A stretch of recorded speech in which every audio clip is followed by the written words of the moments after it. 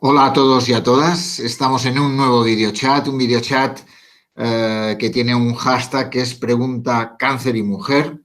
Y tenemos con nosotros una figura, un profesional de primera, Juan de la Haba, oncólogo médico, profesional del Hospital Reina Sofía de Córdoba, un profesional de prestigio y que nos puede dar muchas claves con el tema de qué hacer y qué no hacer para prevenir, qué pasa cuando nos diagnostican un cáncer de ovario, un cáncer de mama, cuáles son las claves para poder abordar este proceso de un cáncer en una mujer. Y por tanto, Juan, que es una persona muy viajada, que está normalmente o en Estados Unidos o en Europa o en Córdoba también, o en otros sitios de España, pues ahora está con nosotros, lo cual agradezco. Muy buenas, Juan. Muy buenas, John. ¿Qué tal? Un placer.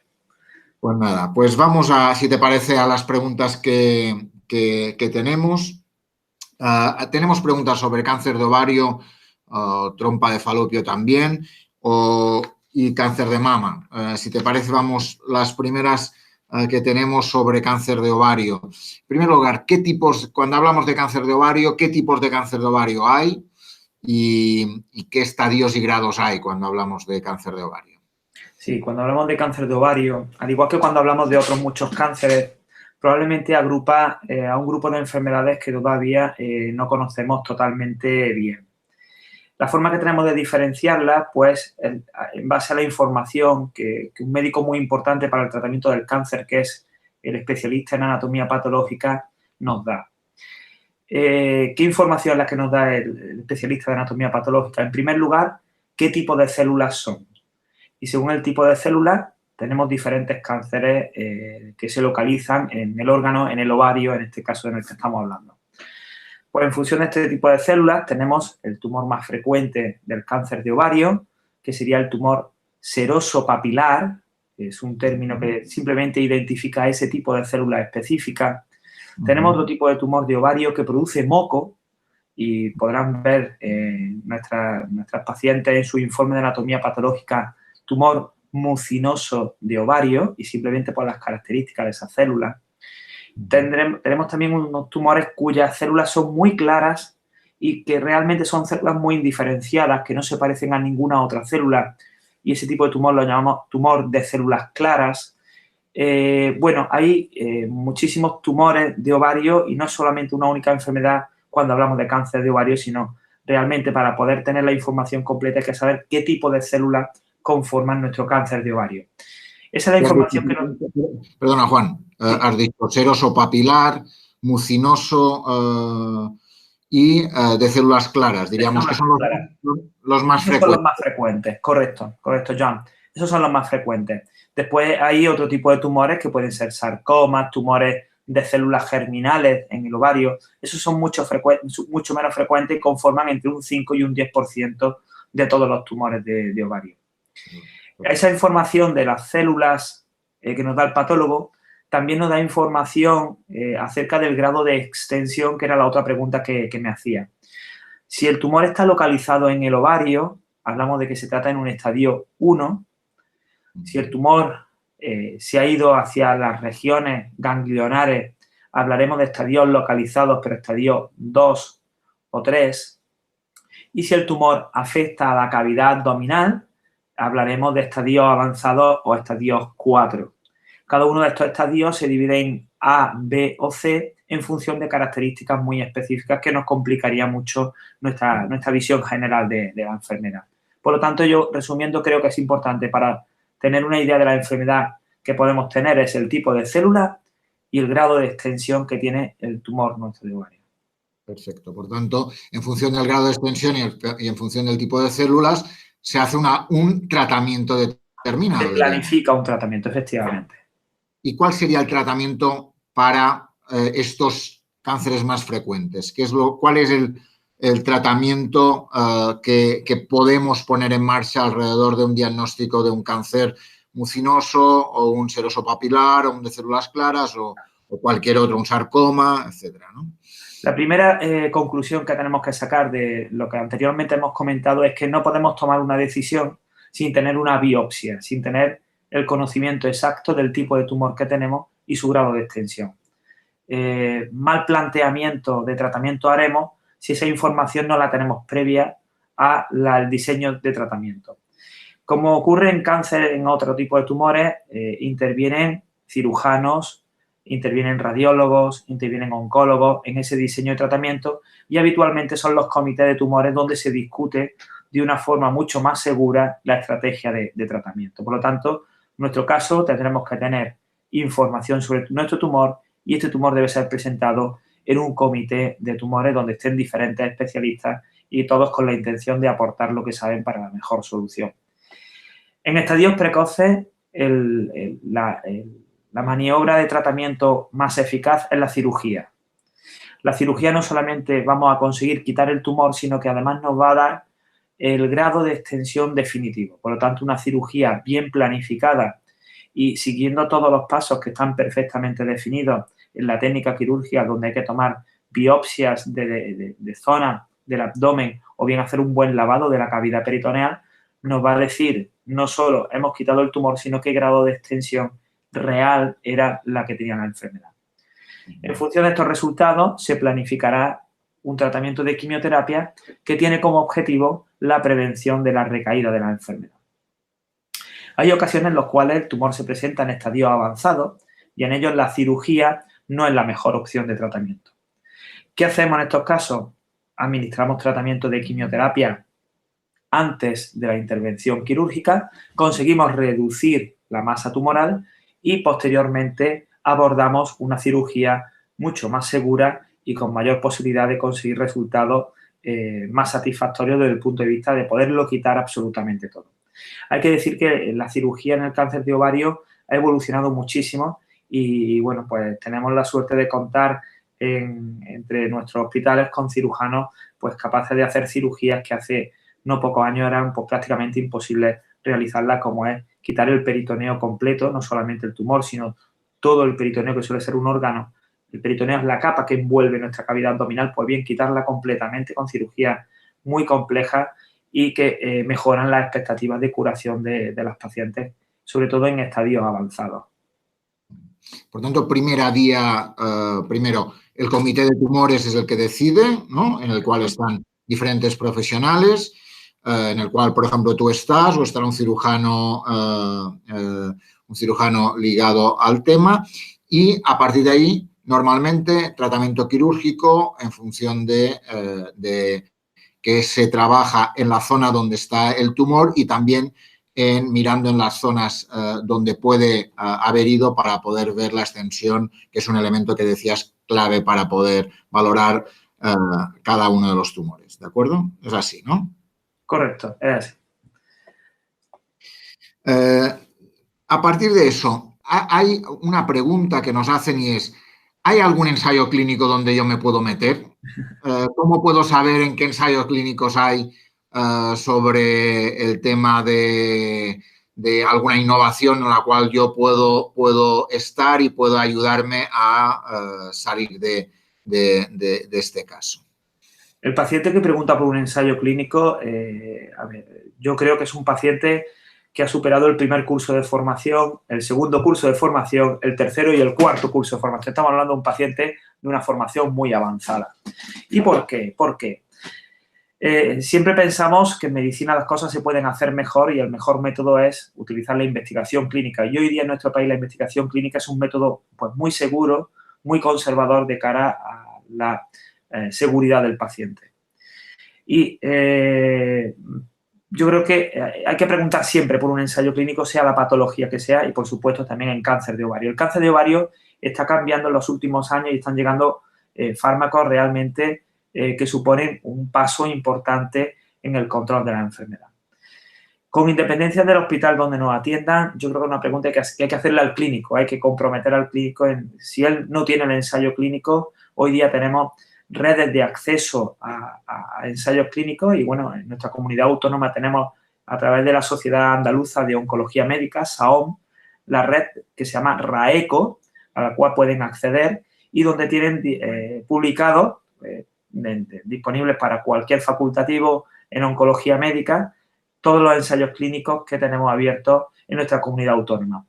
Y no es infrecuente que pacientes de otras provincias, de Almería, Huelva, Córdoba o Jaén, se desplacen para participar en un ensayo clínico y así acceder a una posible mejor opción terapéutica. Por lo tanto, yo creo que es una pregunta que cualquier paciente en la actualidad que tenga un cáncer debe de plantearle a su médico, a su oncólogo que le esté atendiendo. Muy bien. Y hay una pregunta que también nos hacen es, ¿cómo afectará mi vida cotidiana? ¿Podré trabajar? ¿Podré hacer ejercicio? ¿Podré realizar mis actividades habituales? Hombre, hay un periodo durante el tratamiento donde probablemente los efectos secundarios, las secuelas inmediatas de la cirugía limitan nuestra actividad, sobre todo nuestra actividad física. Yo siempre digo que la actividad física y la actividad mental son completamente complementarias y cuando baja una debe de crecer la otra para uno tener una vida pues lo más plena posible, ¿no? Obviamente cuando la fase del tratamiento ha pasado o bien las secuelas de la cirugía también ya son menores, pues uno debe hacer todo el intento de llevar una vida pues lo más plena posible. Con alguna limitación física es probable, pero bueno, ahí tenemos que somos cuerpo y alma y lo que el cuerpo no dé debemos de hipertrofiar a nivel de alma y por lo tanto creo que un paciente con cáncer o bien un paciente que tuvo cáncer debe de recorrer el camino para tener una vida pues lo más plena posible, bueno, igual que también la gente que nos suponemos que estamos sanos. Hay una pregunta ligada al tema de la vida cotidiana y es, ¿podría afectar a mi vida sexual? En cáncer de ovario y también en cáncer de mama, todo lo que es manipulación hormonal condiciona nuestra vida sexual. Sí que veo en la consulta con cierta frecuencia una resignación, es decir, y yo estoy un poco en contra de ese tipo de actitud. Creo que la vida sexual se puede mejorar, creo que hay profesionales muy bien preparados desde el punto de vista funcional, como pueden ser los ginecólogos, o incluso desde el punto de vista psicológico, como pueden ser psicólogos o sexólogos, que pueden echar una mano para que esa esfera sexual, si bien no es como la que uno quisiera, sea de la mejor manera posible, ¿no? Y bueno, yo creo que es un paso importante y el primero no resignarse y segundo lugar afecta pero se puede mejorar la vida sexual pues bien utilizando lubricantes que mejoren el grado de hidratación del área genital o bien utilizando otras modalidades de sexo que pueden ser pues igualmente satisfactorias y para eso hay profesionales que nos pueden echar una mano en todo ello, claro que sí. Muy bien. Y una pregunta ligada a eso es, ¿podría afectar mi capacidad de quedarme embarazada o tener hijos en el futuro? En la actualidad hay diagnósticos que se hacen de manera muy precoz y donde el objetivo es preservar la fertilidad de la mujer.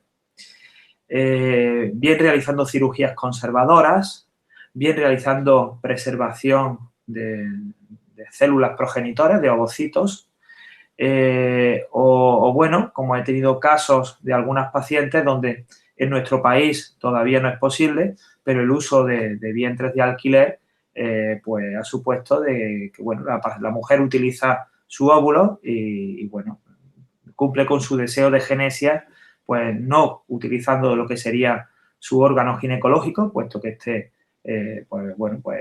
no está debido a la cirugía que se realizó por su tumor de ovario, pero sí utilizando el de otra mujer. Fuera todas las condicionantes desde el punto de vista ético, social y bueno, y en nuestro país que pues ese aspecto todavía no es posible realizarlo. Pero hay mujeres que lo hacen y bueno, con todos mis respetos, cumplen con el deseo de tener un hijo y para mí es lo más importante. Y alrededor de eso, una pregunta que me dice, ¿recibiré quimioterapia después de la cirugía siempre? No siempre, no siempre. Hay estadios precoces en caso de cáncer de ovario, si es del que estamos hablando, en concreto el estadio 1A, o bien en tumores que se parecen mucho a las células normales, tumores que llamamos bien diferenciados, en los cuales no es necesario recibir tratamiento de quimioterapia después de haber recibido, realizado la cirugía de resección del tumor. No siempre. No siempre. Y una pregunta ligado a las mujeres de mi familia. ¿Algo tienen que hacer alrededor de, a ver, yo tengo un cáncer de ovario, alrededor de qué controles, qué algunos aspectos de prevención? ¿Algo hay que hacer? Sí, el cáncer de ovario se asocia a alteraciones genéticas que en la actualidad podemos determinar. Es cierto que estudiamos solo con lo que conocemos y que probablemente haya muchas más alteraciones que todavía no sabemos. Pero en aquella familia que haya habido un cáncer de ovario, debe ponerse en contacto con su médico de atención primaria y revisar qué posibilidades hay de realizar consejo genético, que implica una entrevista en la cual se hace un árbol genealógico y vemos si hay alguna otra asociación con algún otro tipo de tumor. Y si realmente vemos que existe un riesgo de cáncer hereditario, una analítica de sangre en la cual determinamos dichas mutaciones. Sí, la paciente que ha tenido un cáncer de ovario debe dirigirse a su médico de atención primaria y plantearle la posibilidad de solicitar un consejo genético, una atención por parte de una unidad de consejo genético, sí. Muy bien, por tanto, no sé si alguna cosa añadirías del tema del cáncer de ovario o que creas que no ha salido en las preguntas que nos han hecho y que crees que vale la pena añadir. Y probablemente el cáncer de ovario sea una de las enfermedades que vamos a empezar a controlar de una forma muy personalizada. Cada vez necesitamos más información desde el punto de vista molecular para definir mejor el tipo de tratamiento que va a recibir. Y el cáncer ginecológico, el cáncer de ovario asociado a mutaciones de BRCA, ya hoy día tienen fármacos específicos que están dando muy buenos resultados y probablemente es un tumor en la que no solo la quimioterapia tiene una función, sino que la que nuevos fármacos que van dirigidos a una población, es cierto, una población muy pequeñita, pues están dando también buenos resultados. Y las tasas de curación están aumentando muchísimo, por lo tanto, esperanzas todas a aquella mujer que esté en este momento, pues, bueno, pues con un cáncer de ovario recibiendo algún tipo de tratamiento. Pues básicamente con eso abordamos ese tema. Estamos en un videochat con el prestigioso oncólogo Juan de la Haba. Juan de la Haba, que es autor de un libro, Cómo vencer el cáncer, ¿no? Es así, ¿no? Sí, bueno, un título que no me gusta nada, pero se lo colocó la editorial. Ese libro está escrito a base de preguntarle a las pacientes qué de positivo ha tenido para ellas tener un cáncer, buscar el lado positivo que tiene la enfermedad. Y bueno, pero claro, se vende mucho más cómo vencer el cáncer que el cáncer en positivo, que es el título que a mí me hubiera gustado para ese libro. Pero bueno, los que no somos autores reconocidos, pues el título corresponde a otras entidades el ponerlo, ¿no? Pero es una experiencia muy bonita la escritura de ese libro, al menos para mí. Seguro. Por tanto, recomendamos que nuestros pacientes de la Escuela de Pacientes lean ese libro, miren ese libro, porque muchas de las respuestas que dan algunas de esas pacientes ayudarán a otras en ese proceso de cuando te diagnostican un cáncer de mama o un cáncer de ovario, como estamos hablando, ¿no? De alguna forma, tú una de las cosas que dices, hago un paréntesis antes de irme a hablar de cáncer de mama, es que tú una de las cosas que dices es pregunta a tu médico, no tengas miedo, de alguna forma. Algo que te he leído que has escrito, ¿no? Porque de alguna forma la información puede ayudar a que te quite la angustia que al inicio surgen cuando te diagnostican un cáncer. ¿Qué podrías decir sobre eso?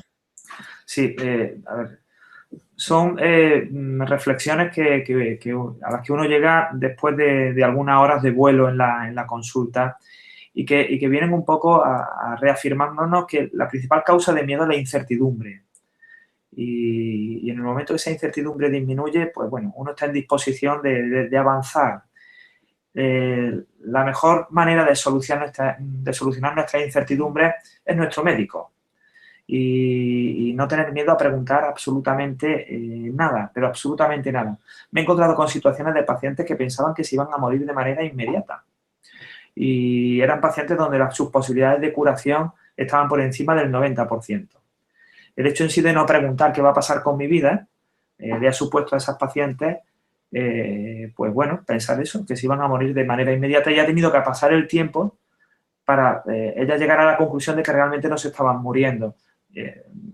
Hay unas barreras que marca el silencio de la familia, el silencio de la paciente que tiene miedo a saber, que de alguna manera hay que intentar romperla en la consulta. E incluso en el sentido contrario, es decir, pacientes que sabemos que su vida está bastante limitada, que se acerca el final. Probablemente esta conversación es algo más difícil y requiere algo más de tiempo, pero donde el médico, y no el médico, sino el profesional sanitario que acompañamos a estos pacientes, conoce el camino. Es decir, es un camino que tiene que recorrer y es un camino que el profesional sanitario conoce. Por lo tanto, también hay que pedir ayuda al profesional sanitario en ese camino que toca por recorrer y que en algún momento de nuestra vida vamos a recorrer todos, ¿no? Y tampoco hay que tener miedo para pedir ayuda a ese momento, ¿no? Si es que ese momento está llegando. Por tanto, la comunicación yo creo que es clave en la calidad de vida. Buscamos calidad de vida en nuestros pacientes y la buscamos basándonos en fármacos, que está muy bien, en pruebas diagnósticas, que está también muy bien, o en intervenciones quirúrgicas, que no cabe la menor duda que solucionan problemas. Pero yo creo que uno de los aspectos más importantes que mejora la calidad de vida de nuestros pacientes es la comunicación, ¿no? Y es crucial preguntar, siempre preguntar. 100% de acuerdo, Juan. Y añadiría una cosa, tú una de las cosas que también planteas, que también he leído de cosas que has escrito, y es la importancia del papel de los familiares, ¿no? La familia y los amigos como soporte fundamental de una persona que le ha llegado un cáncer, ¿no? Y que de alguna forma llega sin avisar, entra en tu vida y te hace que toda tu vida, tus elementos se tambaleen de alguna forma, ¿no? En ese sentido, ¿qué les podrías decir a esos familiares y amigos de una persona que tiene un cáncer? Son claves.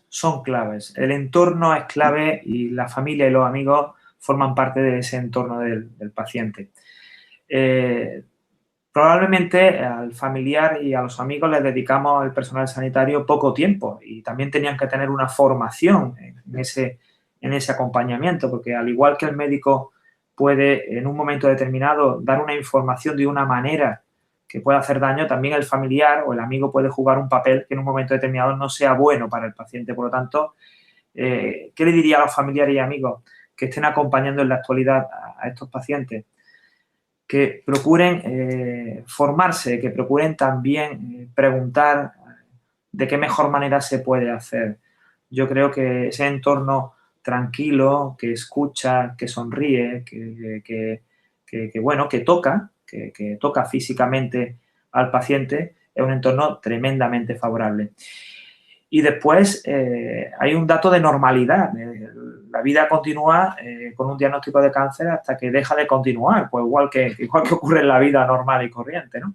Pues que ellos formen de ese entorno de normalización de esa vida a pesar de la enfermedad, ¿no? Que su intención sea normalizar, escuchar y normalizar el día a día. Eso yo creo que son dos aspectos muy importantes que deben de reunir, pues bueno, pues familiares y amigos, ¿no? Escuchar de una forma afable, cariñosa, acompañar y normalizar en la medida de lo posible, lo máximo posible ese entorno. Pero son claves, solos no podemos, pero solos no podemos con nada, eso estoy completamente convencido, solos no podemos con nada. Cuando estamos bien acompañados en este viaje no cabe la menor duda de que las cosas van mucho mejor. Totalmente de acuerdo. Preciosas las palabras de Juan de la Haba, de nuestro oncólogo y de cabecera que tenemos en nuestro videochat Pregunta Cáncer y Mujer, que está hoy con nosotros para resolver dudas, para dar comunicación, para dar esa información tan necesaria para quitar miedos, para quitar incertidumbre, como decía antes, ¿no? Hemos hablado de cáncer de ovario. Me gustaría preguntarte cosas sobre cáncer de mama. Tenemos una persona que es Sofía, que nos ha escrito en el Facebook de la Escuela de Pacientes. Dice que tiene un cáncer de mama con metástasis en colon y columna, con una inmunohistoquímica positiva a estrógenos y progesterona, que toma tamoxifeno y que no tiene dolores, no tiene síntomas acordes a las imágenes y no se ha planteado en este momento, no ha habido cirugía. Y tiene un kit de 67,5% y plantea y nos pregunta un poco sobre la evolución. ¿Qué le puedes decir? No sé si te he dado toda la información de forma adecuada, pero básicamente es lo que nos ha enviado. Sí, bueno, da mucha información que además puede ser extrapolable a otros pacientes, a otras mujeres que puedan tener. Sofía tiene un tipo de tumor que probablemente es uno de los más frecuentes, que es el tumor que llamamos tumor luminal. ¿Por qué llamamos tumor luminal a este tipo de tumor? Porque se parece mucho a las células que tapizan los conductos mamarios. Estas son células que tienen dos características muy importantes. La primera de ellas es que crecen muy lentamente. Por eso Sofía tiene muy pocos síntomas. La segunda es que este tipo de células son muy sensibles a cualquier maniobra de tratamiento hormonal. Las maniobras de tratamiento hormonal son la utilización de fármacos como el que está recibiendo Sofía, tamoxifeno. Por lo tanto, que no le asombre que su enfermedad, que afecta a hueso o afecta a colon, que es una localización muy rara, en primer lugar no tiene síntomas, corresponde toda la información con lo que me está contando, y en segundo lugar que su tratamiento sea una pastilla, en este caso tamoxifeno. ¿Cuál va a ser su evolución? Pues en primer lugar estas enfermedades suelen evolucionar de manera lenta, por lo que hemos dicho al principio.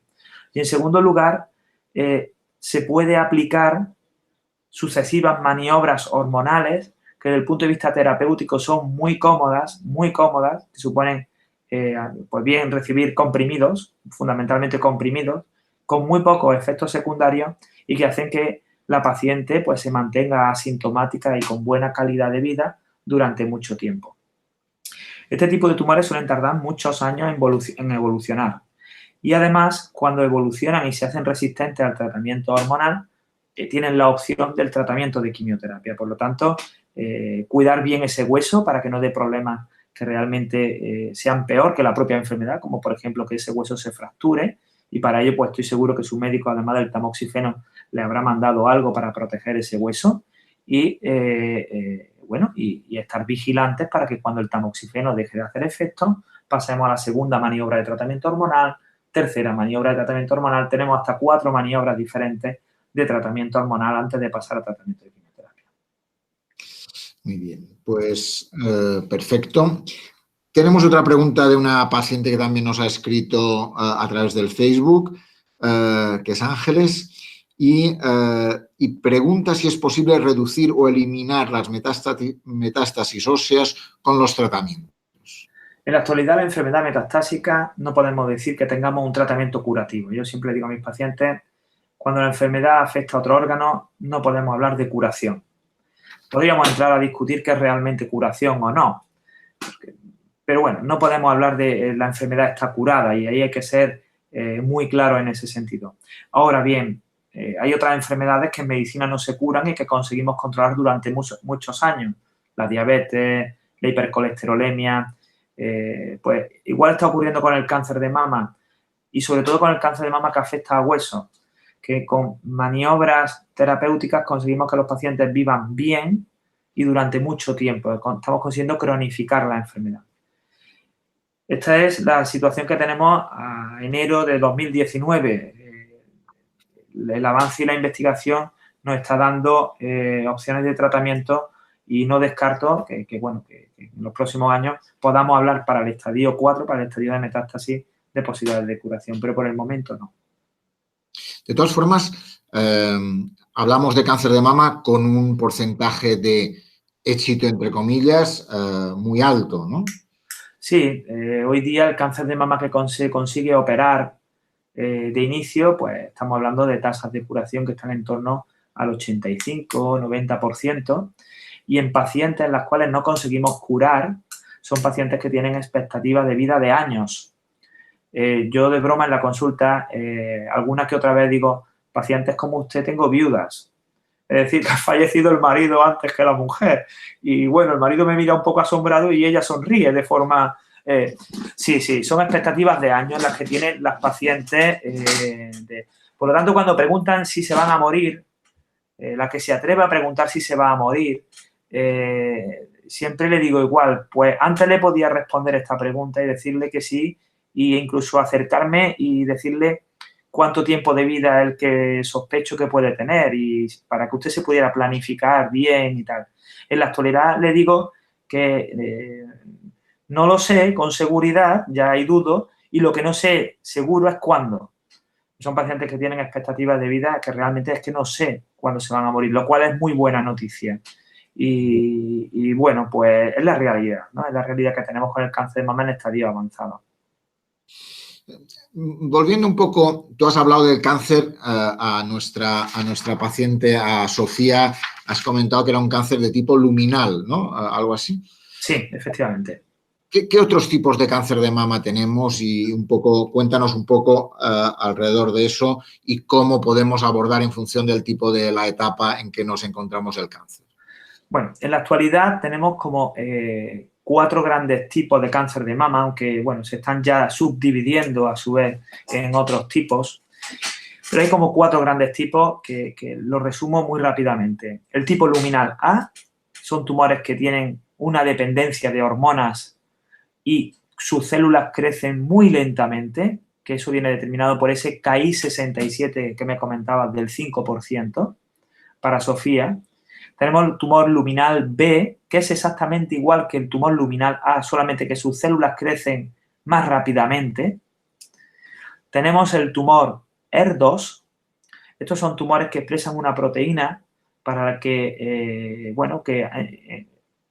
previo a la década de los 90 eran tumores de muy mal pronóstico, pero los tumores, porque crecían muy rápidamente y porque eran tumores muy agresivos, hoy día se han convertido en uno de los tumores con mayor expectativa de curación, ya que tenemos fármacos dirigidos frente a esa proteína que llamamos ER2. Y por último tenemos los tumores que se llaman triple negativos, que son tumores que ni son hormonales ni son ER2. Y por eso los llamamos triple negativos.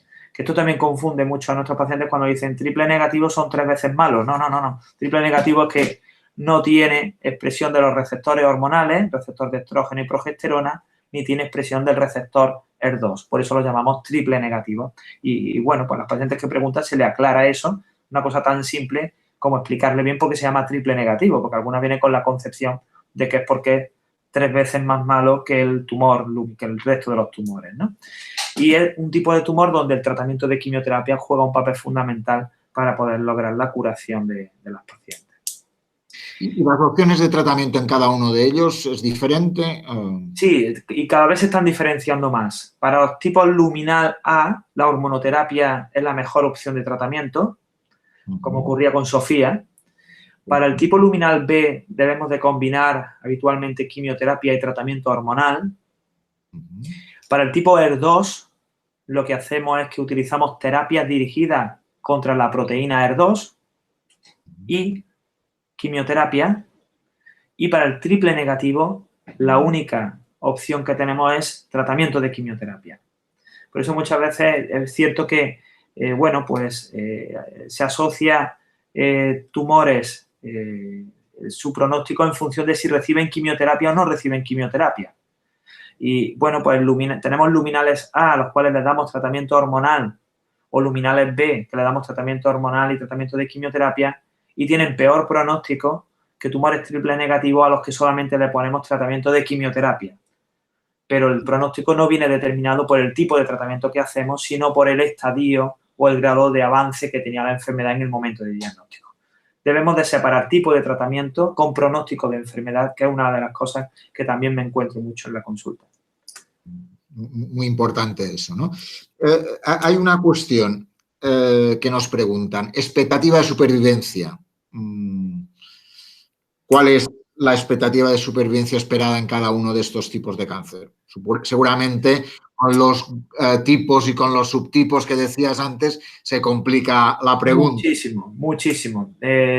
Lo primero que me gusta siempre aclarar cuando me preguntan expectativa de supervivencia es como me están preguntando por un concepto estadístico, un concepto de media, y al que le toca morirse en el 100% de probabilidad, y al que le toca curarse le toca en el 100% de probabilidad. Por lo tanto, están preguntando por una probabilidad.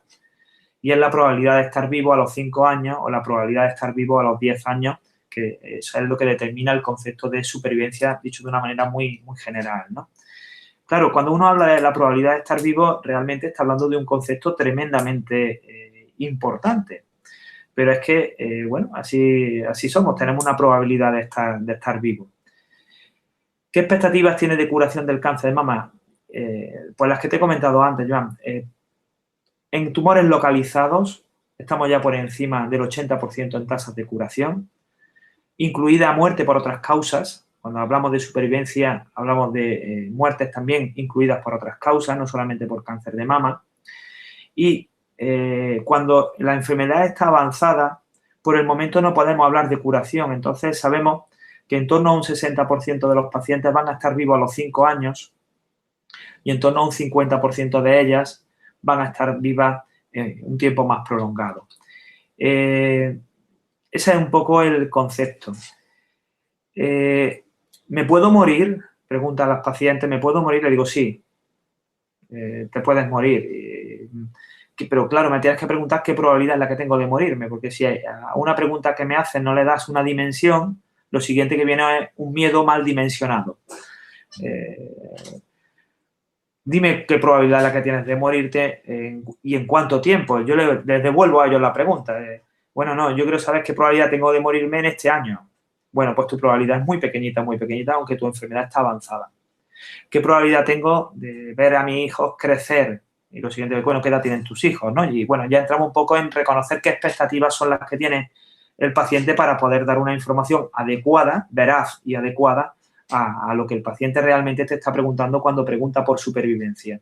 Que mi experiencia es que no todos preguntan lo mismo cuando preguntan por supervivencia. Y que dependiendo de la edad, la supervivencia es un concepto y dependiendo de una serie de condicionantes que rodean al paciente, la supervivencia es otro concepto completamente diferente. Está el concepto médico, que bueno, que lo tenemos bien claro, bueno, creo yo que lo podemos tener más o menos claro, pero otra cosa es el concepto del paciente y es importante explorar bien qué expectativas de supervivencia son las que espera él del tratamiento. Pues, como ven ustedes, nuestros pacientes pueden disfrutar de este video chat con Juan de la Haba. Su capacidad de comunicación es grande y sus explicaciones son muy claras. Hay una persona que nos pregunta, no sobre la supervivencia, sino sobre un aspecto concreto. Menopausia como resultado del tratamiento a la enfermedad. Sí, la menopausia, sobre todo en mujeres jóvenes, puede llegar como consecuencia de la administración bien de tratamientos de quimioterapia o bien de tratamientos hormonales. Hay dos preguntas aquí en la menopausia. Primero, ¿tiene algún efecto beneficioso para mí la menopausia en la probabilidad de curarme o de controlar mejor mi enfermedad? Para estadios muy precoces sabemos que no. Sabemos que la paciente puede tener sus menstruaciones normalmente y ello no suponer un perjuicio para ella ni para su enfermedad. Con lo cual el paciente, sobre todo en pacientes jóvenes, mantienen una calidad de vida propia de poder tener unos niveles de hormonas adecuados.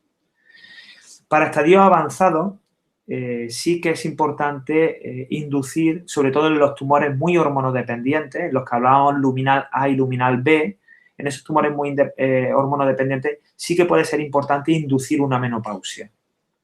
Y ese sería como el primer concepto de importancia de esa menopausia. Claro, en mujeres en las cuales la menopausia no es importante, existen en la actualidad y tratamos de procurar que eso no ocurra, medidas para que esa menopausia que induce el tratamiento de quimioterapia no se desencadene. Tengo pacientes muy jóvenes, en torno a 30, 35 años, donde la llegada de una menopausia definitiva supone un cambio muy importante en su calidad de vida por diferentes motivos, dolores, modificación en la esfera o en la vida sexual, estado de ánimo, etcétera, etcétera. Y yo creo que ahí sí que debemos hacer un esfuerzo en que si realmente la menopausia no es necesaria, tomar medidas para tratar de disminuir la probabilidad de que esa menopausia se desencadene como consecuencia de una quimioterapia. La menopausia hay que utilizarla como medida terapéutica cuando realmente es eficaz. Cuando no es eficaz, hay que procurar que esa menopausia no llegue. Muy importante, porque también afecta la posibilidad de tener hijos, etcétera. Por supuesto. Claro. Y hay otra pregunta alrededor de qué posibilidad tengo de que regrese el cáncer. He tenido un cáncer de mama, ¿qué probabilidad tengo de que regrese y de que vuelva el cáncer a mi vida?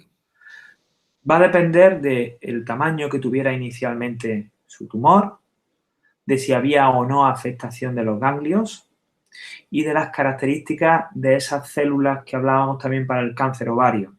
Entonces, teniendo en cuenta esos tres factores, la probabilidad de recaída de la enfermedad, si no hiciéramos ningún tipo de tratamiento, pues puede oscilar entre un 5% de probabilidad de recaída, o un 3 o un 5% de probabilidad de recaída, a un 40 o 50% de probabilidad de recaída. Ahí es donde entramos con los tratamientos que disminuyen esa probabilidad de recaída. Es decir, la capacidad que tenemos de disminuir esa probabilidad de recaída, bien con quimioterapia, bien con tratamiento hormonal, bien con radioterapia, de la que no hemos hablado, lo que hacen es disminuir ese porcentaje. Ese porcentaje lo disminuimos sumando la totalidad de los tratamientos. Actualmente lo estamos disminuyendo en torno a un 60%. Claro, si mi probabilidad de recaída es de un 2%, ¿por qué no le ponemos a los pacientes ningún tipo de tratamiento? Porque realmente la probabilidad que tenemos de perjudicarlo frente a la probabilidad de beneficiarlo es muy pequeña, muy pequeña. Si la probabilidad de recaída es grande, sí que no debemos de dejar de utilizar los tratamientos que sean útiles, ya que la probabilidad de que ese paciente se beneficie de ese tratamiento es mayor. Por lo tanto, los tratamientos también van de acuerdo a la probabilidad que uno tiene de recaída. Y hay una pregunta que nos hacen varias pacientes y es ventajas y desventajas de cirugía con conservación del pecho o frente a la mastectomía, ¿no? Que es uno de los temas que afectan también a la visibilidad del cáncer, a la visibilidad del cuerpo, etc. La autopercepción, etc. Ventaja de la mastectomía, tengo que decirlo, ninguna. No tiene la mastectomía no tiene ninguna ventaja. ¿Qué ocurre? Que cuando no es posible hacer cirugía conservadora, pues no hay más remedio que hacer una mastectomía. La cirugía conservadora es una técnica que desde hace ya mucho tiempo ha demostrado ser una técnica segura y eficaz. Es cierto que en ocasiones tumores que son multifocales, pues no permiten conservar la mama y hay que hacer una mastectomía. Para eso, pues bueno, lo que hay que planificar desde la cirugía inicial, hay que poner la cabeza en la reconstrucción mamaria, que es una solución, pues bueno, también muy útil para muchas mujeres y que en nuestros hospitales pues se está realizando. Pero la mastectomía con respecto a la cirugía conservadora no tiene ninguna ventaja. Eso es un concepto que todavía en algunos ambientes se piensa que, bueno, muerto el perro se acabó la rabia, mejor quitar el pecho completo, no vaya a ser que me salga por otro sitio. Eso ya hay estudios que ese concepto han demostrado que no es correcto. Por lo tanto, toda mujer debe de preguntar a su cirujano, bueno, explíqueme por qué me tiene que realizar una mastectomía. Y seguro que le va a dar una explicación completamente convincente de por qué hay que hacer una mastectomía. Pero en la cabeza siempre debe de estar el tratar de realizar cirugía conservadora. Incluso en ocasiones lo que hacemos es administrar tratamiento de quimioterapia antes de operar para reducir el tamaño del tumor y poder lograr una cirugía conservadora. Y también eso es un método eficaz. Es decir, yo creo que la mujer, uno de los criterios de calidad de los centros que tratan el cáncer de mama son sus porcentajes de cirugía conservadora. Es un criterio de buena atención a la paciente, es su porcentaje de cirugía conservadora, que deben de estar por encima del 65-70%. Y hay una pregunta alrededor de, ¿y los ganglios linfáticos hay que extirparlos siempre? ¿Cuándo? ¿Cómo? igual que la mastectomía, debemos de justificar bien esos ganglios que quitamos. Desde que tenemos disponible la técnica de ganglio centinela, que muy rápidamente consiste en identificar el primer ganglio y saber si este está afecto o no, y si no está afecto este primer ganglio, no realizar la resección del resto de los ganglios. Desde que tenemos esa técnica, todas aquellas mujeres que no tienen a priori afectación de los ganglios de la axila, y eso lo sabemos mediante ecografía, no deben de realizarse vaciamiento axilar. Ese grupo de mujeres deben de realizar técnica de ganglio centinela y en función del resultado de esa técnica de ganglio centinela, el cirujano decide si hacer o no hacer vaciamiento de los ganglios de la axila.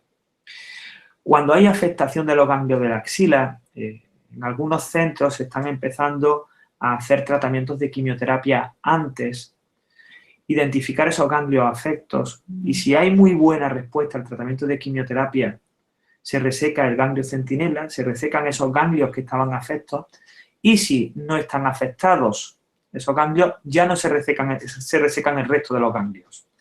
Esas son técnicas que se están empezando a implantar en los hospitales. Pero de manera general, aquella mujer que a priori no tiene afectación de los ganglios de la axila, debe de realizarse una técnica de ganglio centinela antes de plantear resecar los ganglios. Y sobre el linfedema, ¿qué les podemos decir? Tenemos algunas preguntas. Estoy en riesgo de presentar linfedema. ¿Qué puedo hacer para reducir el riesgo del linfedema?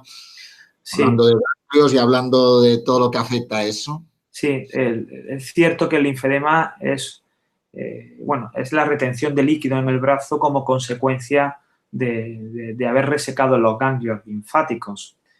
¿Quién tiene riesgo? Pues aquellas mujeres que sufrieron una resección de ganglios linfáticos. La implantación del ganglio centinela va a suponer que cada vez esta entidad o esta enfermedad sea menos frecuente, pero todavía hay mujeres que la padecen. Riesgo, pues partiendo de la importancia que tiene la resección de ganglios linfáticos y la mujer saber que tiene esos ganglios linfáticos resecados, evitar cargar peso en el brazo, pues, coger la bolsa de la compra. Yo siempre explico que es una de los ejercicios que hacemos que son muy perjudiciales para el brazo. Evitar heridas, pinchazos, pues si van a hacer algún trabajo de jardinería o van a trabajar en el campo, que por favor se pongan guantes y que eviten heridas en las manos que generan infecciones que favorecen la aparición del linfedema. Algunas pacientes tengo que, bueno, ahora que estamos en campaña de aceituna, pues me llegan con heridas en las manos y digo, a ver, no puede ser porque vienes a una revisión al médico y no cuidas bien tu mano, te tienes que cuidar bien tu mano, ¿no? Y eso sí que insisto mucho en que, por favor, utilicen guantes para poder hacer trabajos del campo, ¿no? Y, evitar punciones, ¿no? La extracción de sangre, realizarla en el brazo contralateral cuando van a hacerse una analítica por cualquier motivo. Estas medidas que le indicamos a aquellas mujeres que tienen linfadenectomía no se aplican a aquellas mujeres que tienen técnica de ganglio centinela y no se le han quitado los ganglios. Hay mujeres que no se atreven ni a tomar la tensión ni a sacarse una analítica de sangre del brazo de la intervención quirúrgica y su axila está normal. Que sepan también que ya pueden utilizar sus dos brazos pues de manera normal y sin ninguna limitación. Tenemos básicamente, esas son las preguntas que nos han llegado. Me gustaría preguntarte, tú alrededor de tu último viaje a Estados Unidos al Congreso, ¿no?, de Oncología Médica, ¿no? Planteaste, de alguna forma, volviste muy optimista, ¿no?, en ese sentido de que se puede, ¿no?, en ese sentido. Y un poco me gustaría que contaras algunas de esas claves que seguro que en el discurso que nos has dado, en todas las preguntas has metido aspectos, pero creo que algunos aspectos que me parecen interesantes escuchar, ¿no? Bueno, ese es un congreso que se celebra todos los años en la ciudad de San Antonio, coincidiendo con el puente de la Inmaculada y de la Constitución. Y, bueno, pues la primera percepción que uno tiene cuando aterriza allí es la cantidad de compañeros que hay tratando de buscar o mejorar, pues bueno, una enfermedad, en este caso el cáncer de mama. Me imagino que en otras muchas enfermedades ocurrirá exactamente igual. Y bueno, pues ver a gente que trabaja con esa ilusión, pues no deja nada más que cargarte a ti también en esas pilas que necesitas, pues para decir, oye, a ver, que en este camino, como decía anteriormente, hay muchísima gente montada y además con mucho interés porque las cosas mejoren. Hay como 3 grandes ideas en las cuales creo yo que se han transmitido en ese congreso y que creo que van a ser revolucionarias. La primera de las grandes ideas es que el cáncer de mama está dotado de una heterogeneidad que si no la tenemos en cuenta en nuestro planteamiento del tratamiento, probablemente nunca vamos a llegar a la curación de la enfermedad. Es decir, en algunas presentaciones se presentan como 11 áreas celulares completamente diferentes en las que tenemos que poner nuestro foco para controlar esas 11 áreas celulares si realmente queremos conseguir un buen resultado. El área inmunológica, el área propiamente tumoral, el área vascular, es decir, 11 tipos celulares que están coordinándose para que una enfermedad termine progresando y termine, pues bueno, constituyendo un problema importante para nuestras pacientes. Poner el foco en esas diferentes áreas que además en el tiempo son cambiantes es muy importante y creo que ese concepto puede cambiar un poco lo que son las líneas de investigación que vienen en el futuro. Otro área importante que en cáncer de mama y que así ha ocurrido en otras patologías faltaba es el área de la regulación inmunológica para poder controlar mejor la enfermedad y además en un tipo celular donde solo teníamos el tratamiento de quimioterapia y es la inmunoterapia. Al igual que ha ocurrido en cáncer de pulmón o en melanoma o en carcinoma renal, también en cáncer de mama empezamos a ver resultados muy positivos utilizando la inmunoterapia en aquellos tumores, sobre todo triple negativos. En el hospital hemos tenido oportunidad de utilizar la inmunoterapia dentro de ensayo clínico. En la actualidad en nuestro país no podemos utilizar la inmunoterapia como parte del tratamiento del cáncer de mama, en Europa tampoco, pero en ensayo clínico sí que hemos tenido la percepción de que tiene una actividad muy, muy relevante en aquellos tumores en los cuales la quimioterapia era la única opción de tratamiento posible, que es en los tumores triple negativos. Y la tercera área importante y en la que me gustaría hacer hincapié es en la prevención. Es decir, el cáncer de mama no ocurre con igual incidencia en todas las áreas geográficas del mundo y se debe a que tenemos hábitos diferentes y uno de los hábitos que hay que combatir y además combatir con la misma energía que en su momento combatimos el tabaco y que hay que continuar combatiendo es el sobrepeso y la obesidad. Sobrepeso y obesidad se acompaña con una mayor incidencia de cáncer de mama. Y tanto en prevención como en nuevas terapias, como en una nueva conceptualización de la enfermedad, creo que ha sido un congreso que realmente pues reenfoca para ver cuáles son los siguientes pasos que tenemos que dar como sociedad a nivel científico más básico y a nivel clínico con la incorporación de estos nuevos tratamientos. Por tanto, el elemento prevención a nivel de sobrepeso y obesidad es un elemento importante, ¿no? Por tanto, ejercicio físico, dieta, son aspectos que hay que cuidar cuando hablamos de tratamiento integral de una persona con un cáncer de mama, habrá que hablar de también aspectos globales en ese sentido, ¿no? Efectivamente. Incluirlos como parte importante de nuestra estrategia de tratamiento que hablábamos al inicio. Pues no sé si quieres añadir algo más a toda esta cantidad de cosas que nos has ido contando tan interesantes que creas oportuno que nos quedemos, algo que te parezca que sea fundamental que nos quedemos con ello.